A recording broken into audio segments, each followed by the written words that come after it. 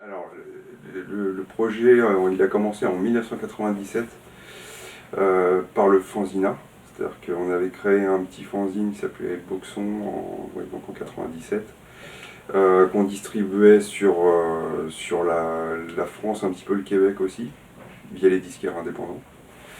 On a sorti 5-6 numéros, je crois, à raison d'un ou deux par an, parce que c'était hyper galère de à chaque fois récupérer les ventes du numéro précédent pour pouvoir sortir le suivant. Et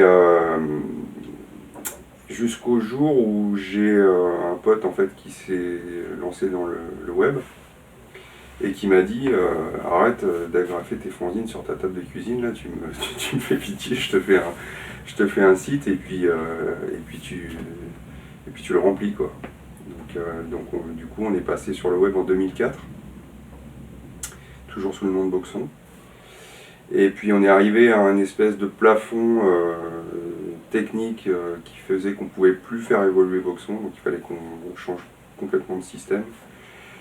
Et moi j'étais plus trop fan du nom, je trouvais qu'il avait une connotation de plus en plus alterno et que ça correspondait plus trop à la ligne éditoriale.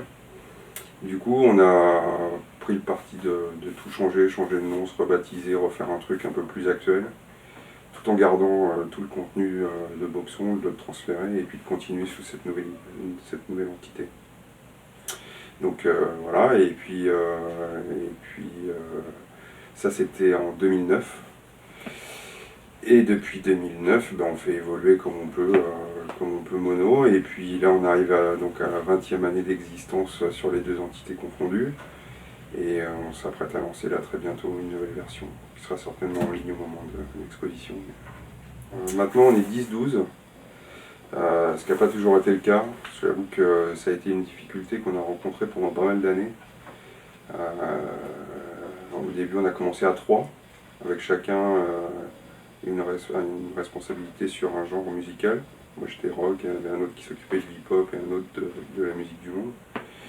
La musique du monde on l'a écarté en passant à Mono. Et maintenant on est 10-12 collaborateurs bénévoles qui vont, qui viennent, qui se partagent entre d'autres types de presse aussi. Voilà, tout est ouvert, tout le monde est le bienvenu à partir du moment où il écrit bien, et puis quand il peut plus, et puis on trouve d'autres gens. Au début, c'était un peu. Ça partait du constat que ce que moi j'écoutais, je ne le retrouvais pas dans la presse.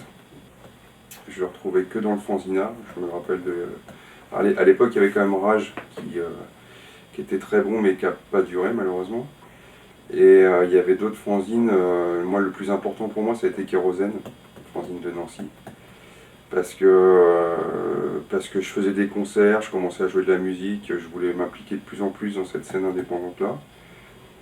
J'étais pas bon en musique, donc je trouvais que l'idée du fanzine, de pouvoir communiquer ses goûts, de faire découvrir des choses aux gens, c'était super intéressant. Ça permettait de rencontrer les groupes que t'aimes aussi, et ça c'était la motivation première, ça l'est toujours aujourd'hui, c'est toujours cool de rencontrer les gens que t'écoutes. Et voilà, et puis au fur et à mesure du temps, tu te prends au jeu, t'es pris dans cette espèce de tourbillon d'actualité musicale incessant, et puis tu y prends plaisir en écoutant toujours les nouveautés avant tout le monde, d'aller au concert, et puis les seules récompenses qu'on a aujourd'hui en tant que bénévole, c'est les bons retours des lecteurs. C'est-à-dire que quand on commence à se rendre compte que Mono, je dis ça très humblement, que Mono a sa place dans le décor de la presse indé française, pour nous c'est super gratifiant. Et quand on a des messages des lecteurs qui nous disent qu'ils nous suivent depuis des années, qu'ils ont découvert plein de trucs grâce à nous, on se dit qu'on ne l'a pas fait pour rien. Donc c'est un peu mission accomplie, puis après au jour le jour c'est du plaisir. C'est juste super kiffant d'appuyer sur un bouton et de se dire ça y est, tout le monde peut me dire ton avis sur un truc, le partager ou ne pas le partager. Voilà, c'est juste on va dire de la communication à distance. Il y a des frais qui sont relatifs. qui fasse ça, mais moi j'ai justement la chance d'avoir un pote qui a sa boîte et qui me fait un petit peu profiter de ce qu'il a pour que ça puisse exister sans trop de frais. Il y en a, hein, mais, euh, mais on se les partage, on s'arrange, c'est pas des trucs qui vont plomber le projet, quoi. Et puis après, dans les évolutions futures, il y aura notamment un projet de web radio, choses comme ça, qui vont entraîner des frais. Et ces frais-là, ils sont couverts en général par de la pub qu'on vend, mais pas n'importe qui, parce qu'il y a toujours eu cette volonté de pas d'avoir de la pub qui soit en rapport direct avec le contenu du site et qui soit pas considéré par le lecteur comme vraiment un parasite. Tu vois, c'est vraiment en général, il y a des tourneurs qui prennent de la pub pour pousser des mises en vente de concerts ou des sorties de disques ou des festivals, des choses comme ça, mais c'est jamais une marque de bière ou une marque de club ou une marque de fringues qui va rentrer dans ce cadre-là. Nous, on n'a pas d'impératif, on est bénévole, donc tant qu'il y a l'envie et tant qu'il y a le temps, on existera. C'est-à-dire que si j'essaye juste de ne pas arriver à un stade un peu pathétique du vieux con qui parle de musique, tu vois. Mais il n'y a rien qui nous freine en fait dans ce truc-là, quoi. On n'a pas de difficultés, on n'a que des frustrations. Parce qu'on a envie de faire des choses et que soit on n'a pas le temps, soit on n'a pas le budget pour.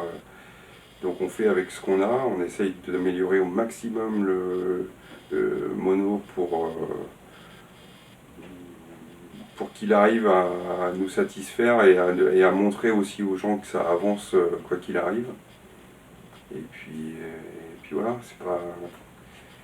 Moi je m'occupe, très sincèrement, je regarde très peu ce qui se fait à côté. Parce que j'ai pas le temps et puis que chacun mène son truc comme il le veut, j'ai pas forcément d'avis sur des limites des autres ou quoi. Je suis très content que plein de choses existent et plein de choses amènent de l'information aux gens qui aiment la musique et c'est ça l'important, quoi. Pour moi c'est ça l'important.